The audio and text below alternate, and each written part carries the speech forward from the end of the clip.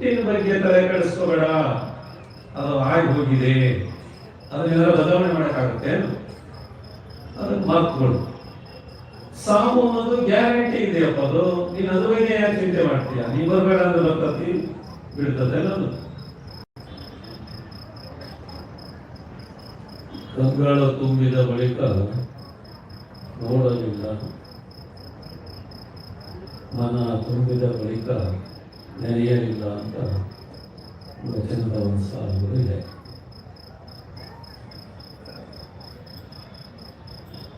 ಪ್ರಾತಸ್ಮರಣೀಯ ಬಸವಾದಿ ಪ್ರಮುಖರನ್ನು ಸ್ಮರಿಸಿ ಈವರೆಗೆ ಬಹುಶಃ ನಾಡಿನ ಧಾರ್ಮಿಕ ಇತಿಹಾಸ ಪರಂಪರೆಯನ್ನೇ ತಮ್ಮ ಈ ಪ್ರವಚನದ ಮೂಲಕ ಶರಣಬಸವದೇವರು ಎಲ್ಲ ನಮ್ಮೆಲ್ಲರಿಗೂ ಕಣ್ಣು ಮುಂದೆ ಕಟ್ಟಿದಂತೆ ಚಿತ್ರಿಸಿದರು. ಎಷ್ಟು ಜನ ಮಹಾಪುರುಷ ಹೆಸರು ಹೇಳಿದ್ರು, ಎಷ್ಟು ಜನರ ಇತಿಹಾಸವನ್ನೇ ಇಲ್ಲಿ ನಿಮ್ಮ ಮುಂದೆ ಪರಿಚಯಿಸ್ಕೊಡ್ತಲ್ಲ. ಒಂದು ವಿಶ್ವಕೋಶ ಇದ್ದಂಗೆ ಅವ್ರ ಪ್ರವಚನ ಕೇಳಿದ್ನ ಅಷ್ಟೆಲ್ಲ ವಿಶ್ವ ಎಲ್ಲಿಂದ ಎಲ್ಲಿಗೆ.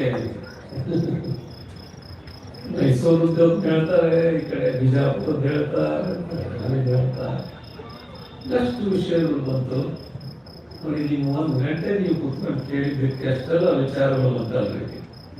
ಏನು ಸಿಗುತ್ತಿದ್ದು? ಎಲ್ಲ ಸಿಗಲ್ಲ.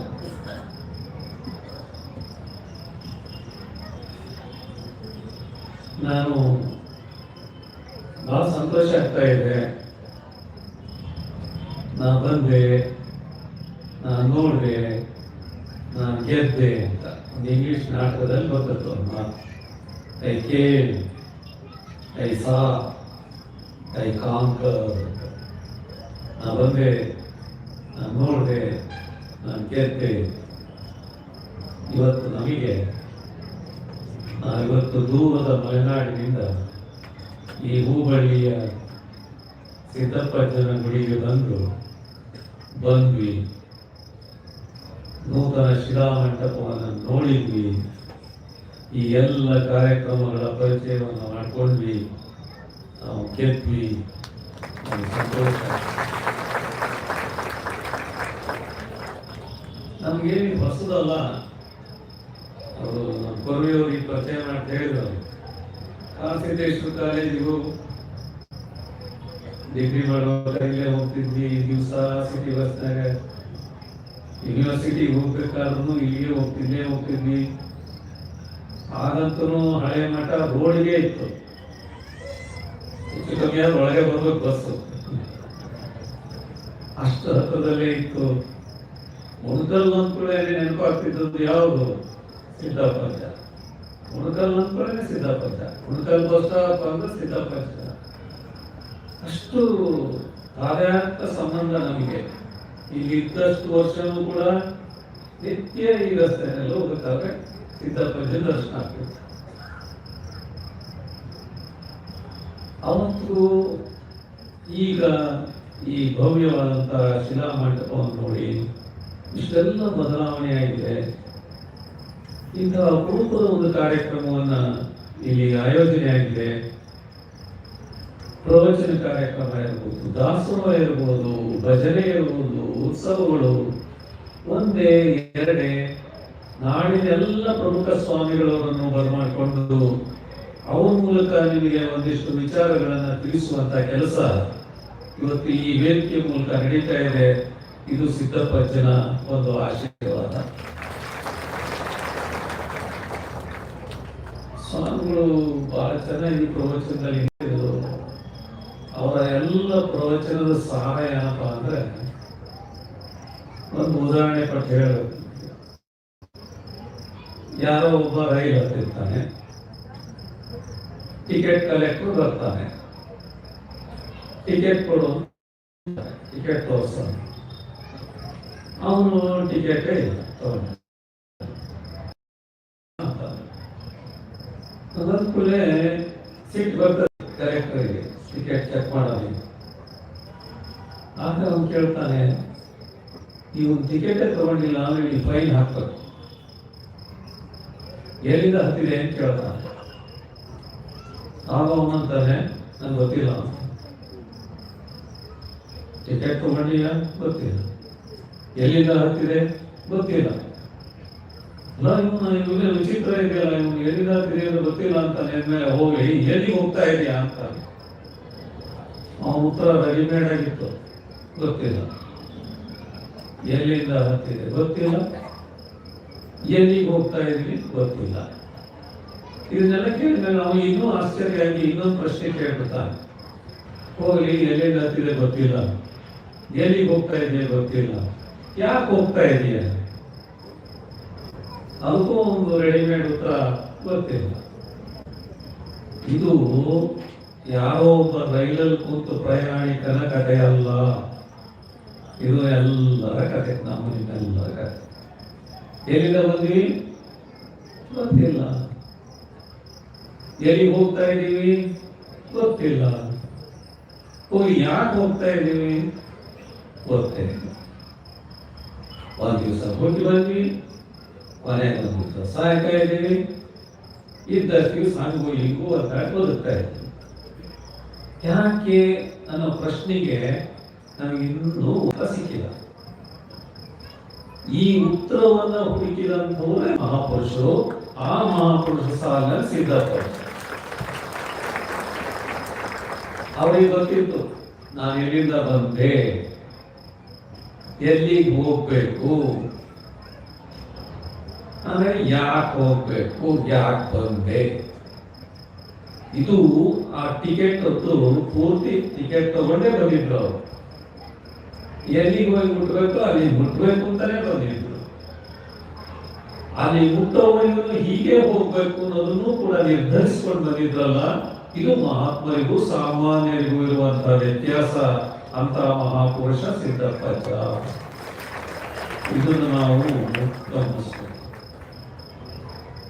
ನಾವೆಲ್ಲ ಹೀಗೆ ಆಗಿದೆ, ಗೊತ್ತು ಗುರಿಯಿಲ್ಲದ ಜೀವನ. ಸ್ವಾಮಿಗಳೆಲ್ಲ ಬಿಡಿಸಿ ಹೇಳಿದ್ದಾರೆ. ನಾನು ಅದರಲ್ಲೇ ಒಂದು ಸ್ವಲ್ಪ ನಿಮಗೆ ನೆನಪು ಮಾಡಿಕೊಡ್ತೀನಿ, ಮರಿಬಾರದು ಅಂತ. ಬಹಳ ಚೆನ್ನಾಗಿ ಹೇಳಿದ್ದಾರೆ. ನಮಗೆ ಏನು ಈ ದೇಹ ಹುಟ್ಟಿ ಬಂದಿದೆ, ನಾವು ಯಾರನ್ನ ಅರ್ಜಿ ಹಾಕಿ ಕೊಟ್ಕೊಂಡಿವೇನು, ಗಂಡಾಗಿ ಹುಟ್ಟಬೇಕು, ಹೆಣ್ಣಾಗಿ ಹುಟ್ಟಬೇಕು, ಸಾವುಕಾರ ಮನೆ ಕೊರವೆ ಹತ್ತರ ಮನೆಯಲ್ಲೇ ಹುಟ್ಟಬೇಕು, ಅಥವಾ ಇನ್ನೊಬ್ಬ ಮನೆಯಲ್ಲೇ ಹುಟ್ಟಬೇಕು ಅಂತ ಏನಾರ ಹುಟ್ಟಿಗೆ ಅರ್ಜಿ ಹಾಕೊಂಡು ಹುಟ್ಟಿದೀವ? ಇಲ್ಲ, ಎಲ್ಲ ಬಂದಿದ್ದೇವ. ಬಂದಿದ್ದೀವಿ ಅಂತಂದ್ಮೇಲೆ ಏನೋ ಉದ್ದೇಶ ಇದೆ, ನಮ್ಮ ಬರುವಿಕೆಗೆ ಏನೋ ಉದ್ದೇಶ ಇದೆ.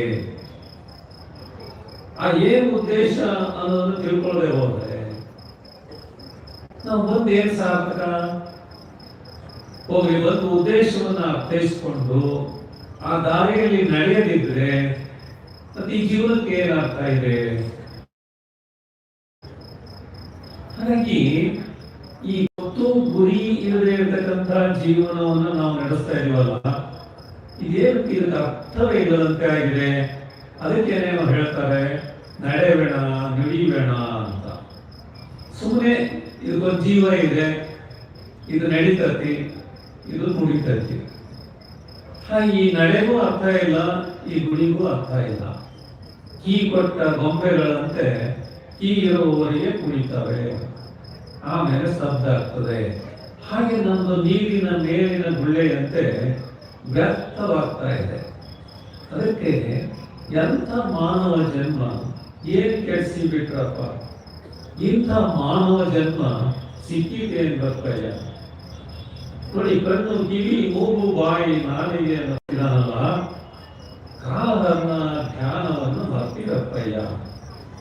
ನಾಳೆ ಕಾಲ ಯಮನು ಬಂದು ಕಾಲು ಹಿಡಿದು ಎಳೆಯುವಾಗ ತಾಳ ತಾಳ ಎಂದರವರು ತಾಳರಪ್ಪಯ್ಯ.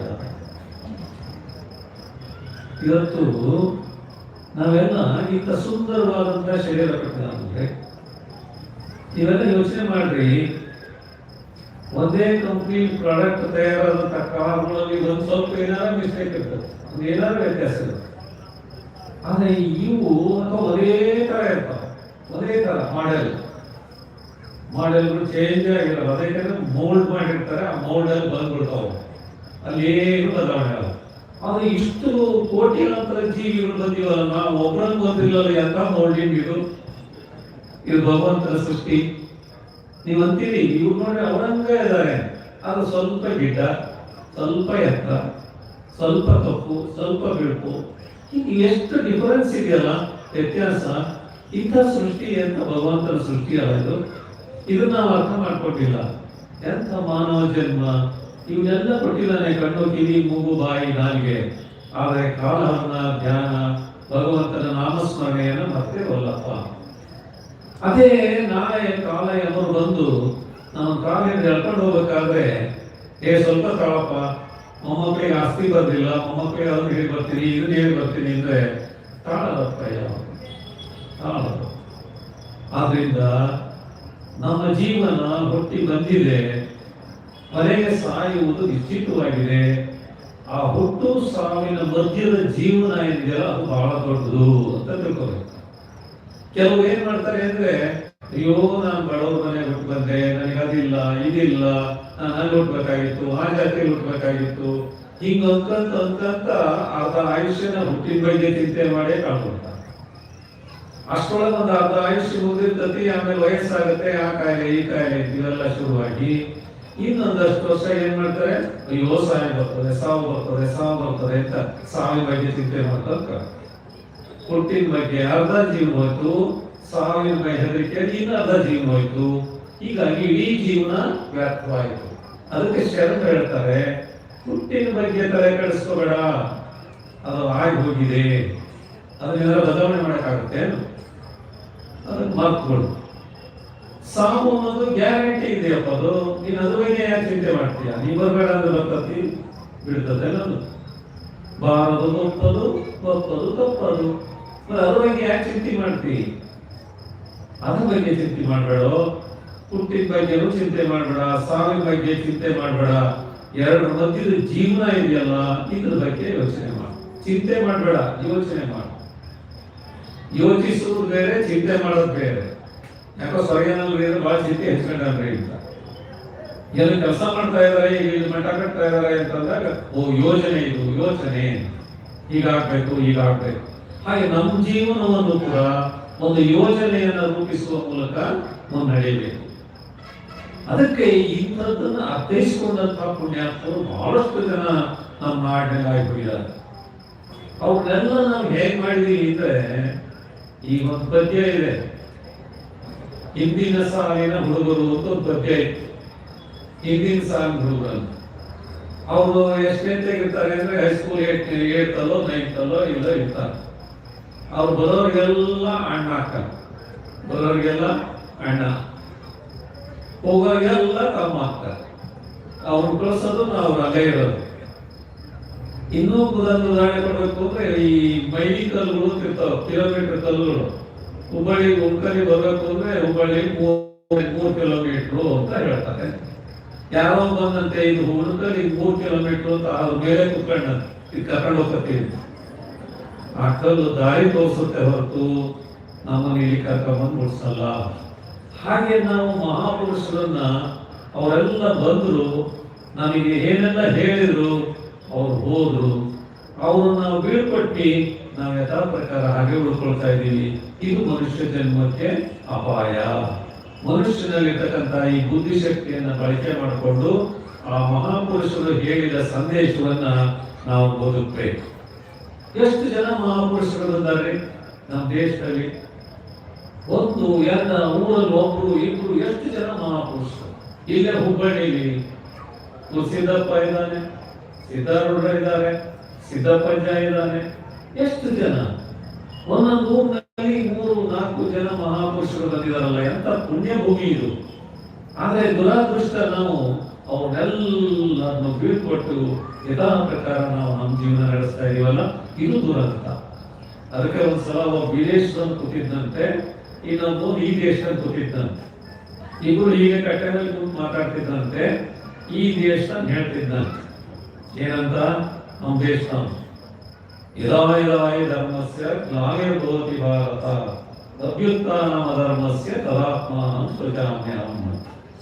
ಯಾವ್ಯಾವಾಗ ಧರ್ಮ ಎಲ್ಲ ಇದಾಗಿದೆಯೋ ಜ್ಞಾನಿ ಆಗ್ತಾ ಇದ್ದೀರೋ ಅವೆಲ್ಲ ಮಹಾಪುರುಷರು ಹುಟ್ಟಿ ಬಂದಿದ್ದಾರೆ, ಅವರೆಲ್ಲ ಸತ್ಪಡಿಸ್ತಾ ಇದ್ದಾರೆ. ಹಾಗಾಗಿ ನಮ್ಮಲ್ಲಿ ಎಷ್ಟು ಜನ ಮಹಾಪುರುಷರು ಬಂದಿದಾರಲ್ಲ ಅಂತ ಇವ್ರು ಹೆಮ್ಮೆಯಿಂದ ಹೇಳ್ಕೊತಿದ್ದಂತೆ. ಆಗ ಅವನು ಹೇಳಿದಂತೆ, ವಿದೇಶ ಬಹಳ ಬುದ್ಧಿವಂತಿದ್ದ, ಇದನ್ನು ತಿಳ್ಕೊಂಡಿದ್ದ ಈ ಶ್ಲೋಕದ ಅರ್ಥ. ನಾವು ಹೇಳಿದಂತೆ, ನೋಡಪ್ಪ ನೀನೇನು ಈ ಶ್ಲೋಕ ಹೇಳಿದಲ್ಲ, ಯಾವ್ಯಾವ ಧರ್ಮ ಕೆಟ್ಟಿದೆಯೋ ಅವಾಗೆಲ್ಲ ಮಹಾಪುರುಷರು ಬಂದು ಸರ್ ಮಾಡೋದು ಅಂತ ಏನ್ ಹೇಳ್ದಲ್ಲ, ನಮ್ ದೇಶದಲ್ಲಿ ಹಂಗಾಗ್ಲಿಲ್ಲಪ್ಪ. ಒಂದೇ ಸಲ ಧರ್ಮ ಕೆಟ್ಟಿತ್ತು, ಒಂದ್ಸಲ ಬಂದ್ಬಿಟ್ಟ ಒಂದ್ ಸರ್ ಮಾಡೋದ, ಮತ್ ಧರ್ಮನೂ ಕೆಟ್ಟಿಲ್ಲ, ಯಾರು ಹುಟ್ಟಿಲ್ಲ ಅನ್ನಂತೆ. ಇದು ಇನ್ಸಲ್ಟ್ ಅಲ್ಲ ನಮಗೆ. ಅದಕ್ಕೆ ಮಹಾಪುರುಷರು ಬಹಳ ಜನ ಬಂದೋಗಿದ್ದಾರೆ ಅನ್ನೋದು ಹೆಮ್ಮೆ ಅಲ್ಲ, ಆ ಮಹಾಪುರುಷರ ಜೀವನಾದರ್ಶಗಳನ್ನ ಎಷ್ಟು ನಾವು ಅನುಸರಿಸ್ತೀವಿ ಅನ್ನೋದು ಬಹಳ ಮುಖ್ಯ. ಆ ದೃಷ್ಟಿಯಿಂದ ಇವತ್ತು ಮಹಾತ್ಮರ ದಾರಿಯಲ್ಲಿ ನಡಿಬೇಕಾದದ್ದು ಇವತ್ತು ಕಾಲದ ಕರೆ ಅನ್ನುವಂಥದ್ದನ್ನ ಗಮನಿಸಬೇಕು. ಇನ್ನು ಇಲ್ಲಿ ಸಿದ್ಧಾರೂಢರಾಗ್ಲಿ ಎಂತ ಮಹಿಮಾಶಾಲಿಗಳವರೆಲ್ಲ ಸಿದ್ದಪ್ಪನ ಬಗ್ಗೆ ಇಲ್ಲಿ ಘಟನೆಗಳನ್ನು ಹೇಳಿದರು. ಅವ್ರನ್ನ ಜನ ಗುರುತಿಸಲೇ ಇಲ್ಲ, ಇವ್ನು ಯಾರೋ ಹುಚ್ಚ ಅಂದರು. ಇವತ್ತು ಮಹಾಪುರುಷರಿಗೂ ಸಾಮಾನ್ಯರಿಗೂ ವ್ಯತ್ಯಾಸ ನೋಡಿ. ನೋಡುವವರ ಕಣ್ಣಿಗೆ ಹುಚ್ಚರಂತಿಪ್ಪರು, ಇದು ಮಹಾತ್ಮರ ಬಗ್ಗೆ ಹೇಳ್ತಾರೆ. ನೋಡುವವರ ಕಣ್ಣಿಗೆ ಹುಚ್ಚರಂತಿಪ್ಪರು. ಯಾಕೆಂದ್ರೆ ನಿಮ್ಮ ಹಾಗೆ ಸಾಮಾನ್ಯವಾಗಿ ನೀಟಾಗಿ ಡ್ರೆಸ್ಸು ಬೂಟು ಗೀಟು ಹಾಕಿ ಟೈ ಕಟ್ಟಿ ಅಥವಾ ನಮ್ಮಂಗಿಲ್ಲ ಅಂತಂದಾಗ ನಾವೇನಂತೀವಿ, ಅವನೊಬ್ಬ ಹುಚ್ಚ. ನಮ್ಮಂಗಿದ್ರೆ ಸರಿ. ಈಗ ನಾವು ಸಾಮಾನ್ಯವಾಗಿ ಯಾರಾದ್ರೂ ಹಣೆ ಮೇಲೆ ವಿಭೂತಿ ದರ್ಶನ ಅಂದ್ರೆ ನೋಡಪ್ಪ ಶರಣ ಬಂದ ಶರಣ ಅಂತ ಅಡಕಿಸ್ಬಿಡ್ತೀವಿ. ಅವಾಗ ನಾವು ಇದ್ದ ದೋಸ್ತನೂ ಅಡಕಿಸ್ಕೊಂಡು ಹೋಗ್ಬೇಕಂತ ಬೇಡ. ಹಾಗೆ ನಾವು ಇವತ್ತು ಏನಾಗಿದ್ದೀವಿ ಅಂದ್ರೆ, ನಮ್ಮಂಗಿದ್ರೆ ಮಾತ್ರ ಸರಿ, ನಮ್ಮಂಗಿಲ್ಲ ಏನೋ ಭಿನ್ನವಾಗಿದ್ದಾನೆ ಏನೋ ಹುಚ್ಚರು ಸಾರಿ ಸೇರಿಸ್ಬಿಡ್ತೀವಿ. ಹಾಗಾಗಿ ಒಂದ್ಸಲ ಸಿದ್ಧಾರೂಢರ ಜೀವನದಲ್ಲಿ ಒಂದು ಘಟನೆ ಆಗ್ತದೆ. ಒಂದ್ಸಲ ದೇವರ ತೀರ್ಥಯಾತ್ರೆ ಹೋಗಿರ್ತಾರೆ, ಅಲ್ಲಿ ಪಂಕ್ತಿ ಒಳಗೆ ಊಟ ಕೂತಿರ್ತಾರೆ. ಆಗ ಅಲ್ಲೆದ್ದವರೆಲ್ಲರೂ ಕೂಡ ಇಲ್ಲೇ ಕೂತಿದೆ ಅಂತ ಹೇಳಿ ಎಬ್ಬಿಸ್ಕಳಿಸ್ತಾರೆ. ಎಬ್ಬಿಸ್ಕಳಿಸಿದಾಗ ಕೊನೆಗೆ ಆ ಕಡೆ ಎಲ್ಲೋ ಒಂದ್ ಕಡೆ ಹೋಗಿ ಕೂತ್ಕೊಂಡು ಊಟ ಮಾಡಿದ್ರೆ, ಅವಾಗ ಅವ್ನು ಎಲೆ ಬಿಟ್ಟು ಹಂಗೆ ಹೊರಟ್ರೆ ಹಿಂಗೆ ಎಲೆ ಕಡೆ ಹೋಗ್ತಾ ಅವನಿಗೆ ಅಂತಾರೆ. ಆಗ ನೋಡಿ ಯಾರೋ ಒಬ್ಬ ಬಂದು ಆ ಎಲೆಯನ್ನು ತೆಗಿತಾನೆ. ಆಗ ಇವ್ಗೆ ಅವ್ನ ಎಲೆ ಮುಟ್ಬೇಡ ಅಂತ ಅಂದ್ರು ಕೂಡ ಅವ್ನು ತೆಗೆದು ಹಾಕ್ತಾನೆ. ಏನಪ್ಪ ಇವನು ಎಲೆ ತರುನಲ್ಲ ಅಂತ ನೋಡೋದ್ರಲ್ಲಿ ಅವ್ನು ಸೀದಾ ಗೋಳಿ ಒಳಗೆ ಹೋಗ್ತಾನಂತೆ, ನಾಪತ್ತೆ ಆಗ್ತಾನೆ. ಅಂದ್ರೆ ದೇವರೇ ಬಂದು ಸಿದ್ಧಾರೂಢರ ಉಂಡಿ ಎಲೆಯನ್ನ ತೆಗೆದ ಅನ್ನುವಂತ. ಇಲ್ಲಿ ನಾವು ಜಾತಿಯಿಂದ ಸಿದ್ಧಾರೂಢನನ್ನ ಹುಚ್ಚ ಅಂತ ಕರೆದು, ಅವನು ಈ ಪಂಕ್ತಿಗಲ್ಲ ಅಂದ್ರು. ಆದ್ರೆ ಅವನಿಗೆ ದೇವರೇ ಬಂದು ಮಹಾಪಂಕ್ತಿಯಲ್ಲಿ ಪ್ರಸಾದ ನೀಡಿ ಅವನ ಎಲೆಯನ್ನು ತರುವುದು. ಇದು ಅವನ ಜೀವನದಲ್ಲಿ ನಡೆದಂತಹ ಒಂದು ಘಟನೆ. ಹಾಗೆಯೇ ಸಿದ್ದಪ್ಪಜ್ಜನ ಜೀವನದಲ್ಲಿ ಕೂಡ ಅಂತ ಘಟನೆಗಳನ್ನ ಈ ತಾನೇ ಸ್ವಾಮಿಗಳು ಹೇಳಿದರು. ಹಾಗಾಗಿ ಅವರನ್ನ ಗುರುತಿಸ್ತಿಲ್ಲ. ಯಾಕಂದ್ರೆ ನಾವು ಅವ್ರನ್ನ ಹುಚ್ಚ ಅಂತೀವಿ. ಒಂದ್ಸಲ ಸ್ವಾಮಿ ವಿವೇಕಾನಂದನೊಬ್ಬ ನೀನೊಬ್ಬ ಹುಚ್ಚ ಅನ್ನ ಸ್ವಾಮಿ ವಿವೇಕಾನಂದನು ಒಳ್ಳೆ ಜಗತ್ತೇ ಮೆಚ್ಚುವಂತ ಸನ್ಯಾಸಿ ಅವನನ್ನು ಒಬ್ಬ ಹುಚ್ಚ ಅಂತ.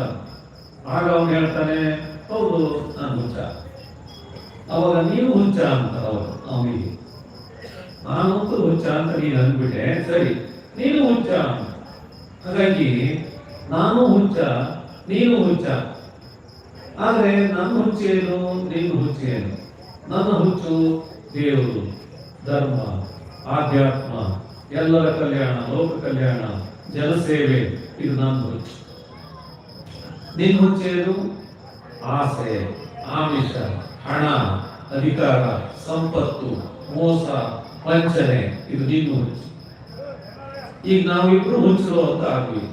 ನಾವಿಬ್ರು ಕೂಡಿ ಒಬ್ಬರ ಹತ್ರ ಹೋಗೋಣ, ಅವರ ಹತ್ರ ಕೇಳೋಣ ಯಾರು ಹುಚ್ಚು ಲೇಸು. ಅವಾಗ ಏನಂತಾನೆ, ಯಾರ ಹುಚ್ಚಿನಿಂದ ಇಡೀ ಲೋಕ ಕಲ್ಯಾಣವಾಗ್ತದೋ ಅಂತವರ ಹುಚ್ಚು ಲೇಸು.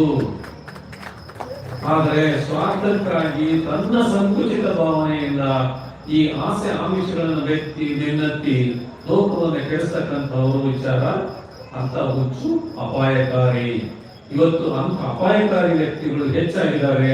ಇವತ್ತು ನಮಗೆಲ್ಲರಿಗೂ ಕೂಡ ಒಂದು ಹುಚ್ಚು ಹಿಡಿಯಬೇಕಾಗಿದೆ. ಆ ಹುಚ್ಚು ಅಂದ್ರೆ ಇಂಥ ಮಹಾಪುರುಷರ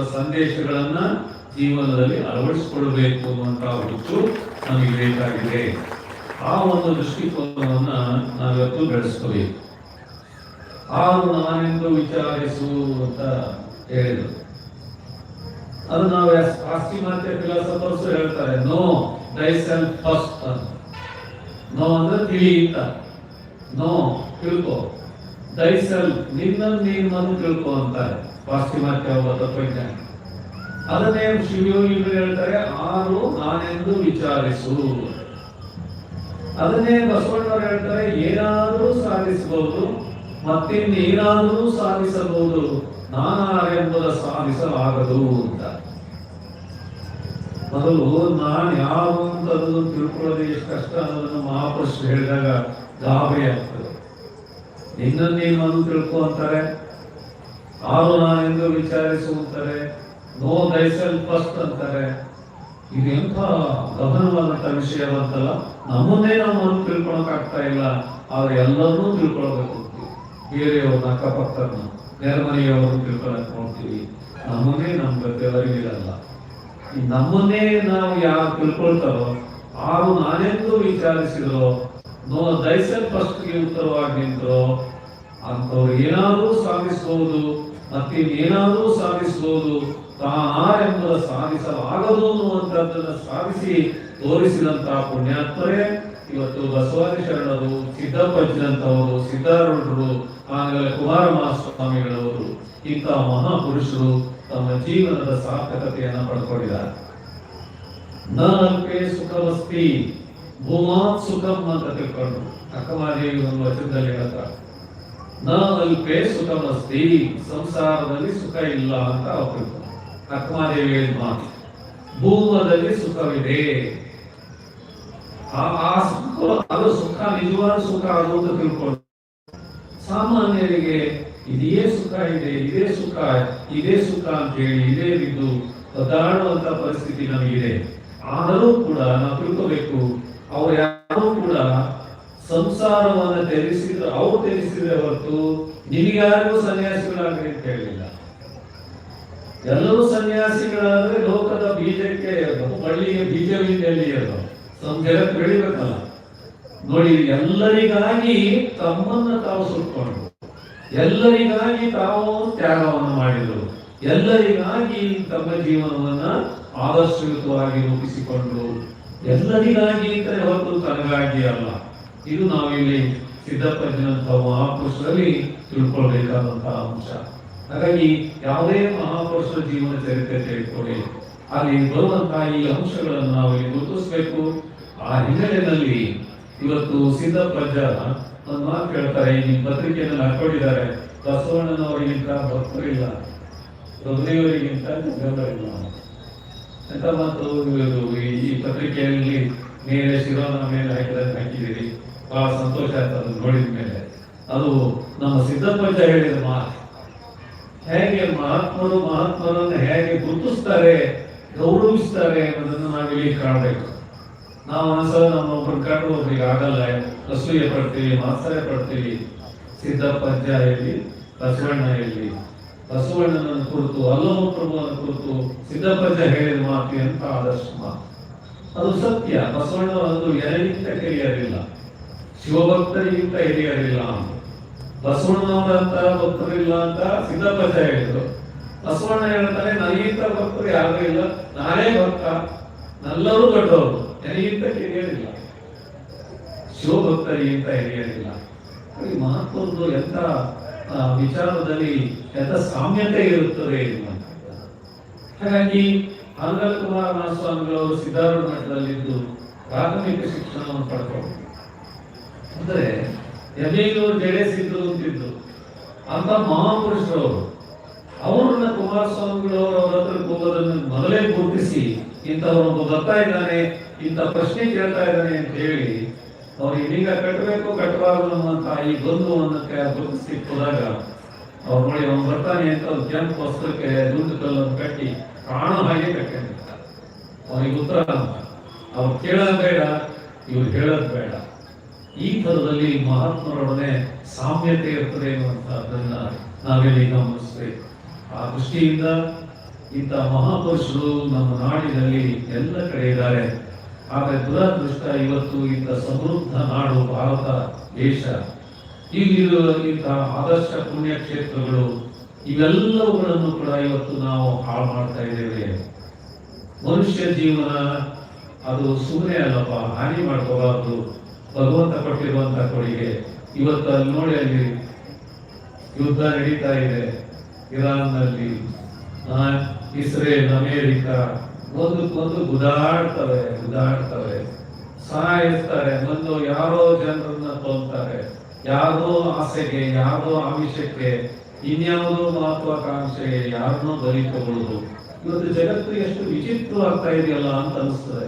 ನಾವಿಲ್ಲಿ ಸದ್ಯ ಪುಣ್ಯವಂತರು, ನಾವು ಸಮಾಧಾನ ಇದ್ದೇವೆ ನಿಜ.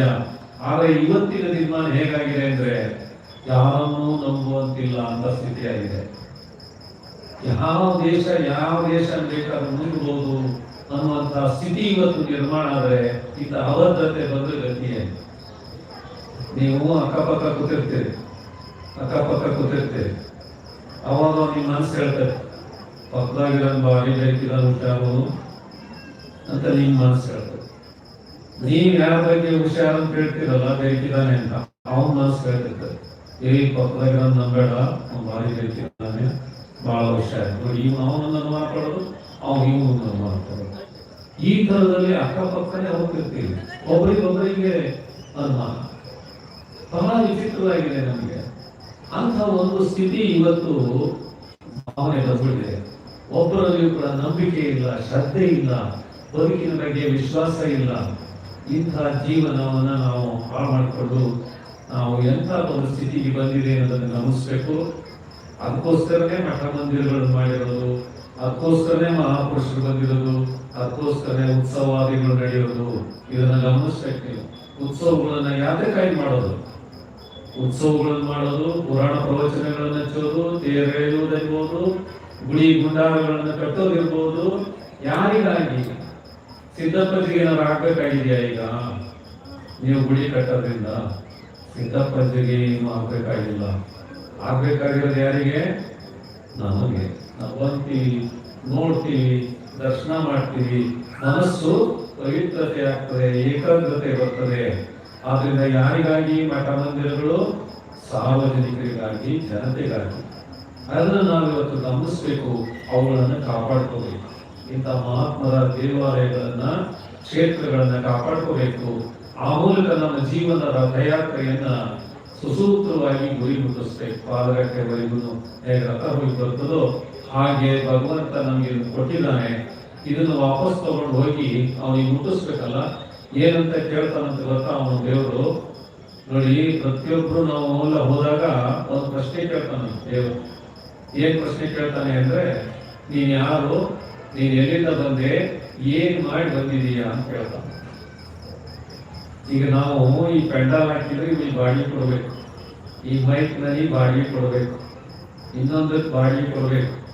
ಆದ್ರೆ ಭಗವಂತ ಇಳೆ ನಿಮ್ಮ ದಾನ, ಬೆಳೆ ನಿಮ್ಮ ದಾನ, ಸುರಿದು ಸೂಸುವ ಗಾಳಿ ನಿಮ್ಮ ದಾನ. ಇದ್ಯಾರ ನಾವು ಕಟ್ಟಿ ಬಂದೀವ? ಈ ಭೂಮಿ RTC ಒಳಗೆ ನಮ್ಗೆ ಇಷ್ಟು ಎಕರೆ, ಇಷ್ಟು ಗುಂಟೆ ಅಂತೀವಿ, ಲೆಕ್ಕ ಬರ್ಕೊಂತೀವಿ, ಒತ್ತುತ್ತೀವಿ. ಅವಾಗ ನಮ್ಗೊಂಚೂರು ಹೇಳ್ಕೊಂತೀವಿ, ಅವ್ರಿಗೆ ಹೇಳ್ಕೊಂತಾನೆ. ಇದೆಲ್ಲ ನಾವು ನಡೀತಿದ್ದಲ್ಲ. ಈ ಭೂಮಿನ ನಾವು ಮಾಡಿವ. ಇಳೆ ನಿಮ್ಮ ದಾನ. ಇಲ್ಲಿ ನಾವು ಒಂದು 25 kg ಜೋಳ ಬಿಟ್ಟಿದ್ರೆ 25 ಕ್ವಿಂಟಲ್ ಜೋಳ ಆಗತ್ತಲ್ಲ, ಯಾರ್ದದು ದಾನ? ಬೆಳೆ ನಿಮ್ಮ ದಾನ. ನಾವು ಬಿಟ್ಟಿದ್ದೆಷ್ಟು? 25 kg. ಬೆಳೆದದ್ದೆಷ್ಟು? 25 ಕ್ವಿಂಟಲ್. ಅಂದ್ರೆ ಆ 25 kg 25 ಕ್ವಿಂಟಲ್ ಆದದ್ದು ಹೇಗೆ ಅಂದ್ರೆ ನಿಮ್ಮ ದಾನ, ಬೆಳೆ ನಿಮ್ಮ ದಾನ. ಸುಳಿದು ಸೂಸುವ ಗಾಳಿ ನಿಮ್ಮ ದಾನ. ಏನ್ ಉಸಿರಾಡ್ತಾ ಇದೀವಲ್ಲ, ಈ ಗಾಳಿ ಏನಿದು ನಿಮ್ಮದು. ಇಂಥ ದಾನವನ್ನುಂಡು ಅಂಜನ ಹೋಗುವವರೇನೇನು ಹಾಗೆ ನಾವಿವತ್ತು ಆಗಿದ್ದೇವೆ. ಅದು ಇದೆಲ್ಲ ಭಗವಂತನ ಕೊಡುಗೆ. ಅದಕ್ಕೆ ಅವನು ನಮ್ಗೆ ಏನ್ ಕೇಳ್ತಾನೆ ಅಂದ್ರೆ, ವಾಪಸ್ಸು ನೀವು ಬರುವಾಗ 4 ಜನರಿಗೆ ಬೇಕಾಗುವ ಹಾಗೆ ಬದುಕಿ ಬರ್ರಿ, ಅದೇ ನೀವು ನನಗೆ ಸಲ್ಲಿಸುವ ಕಾಣಿಕೆ, ಬಾಡಿಗೆ ಅಂತ.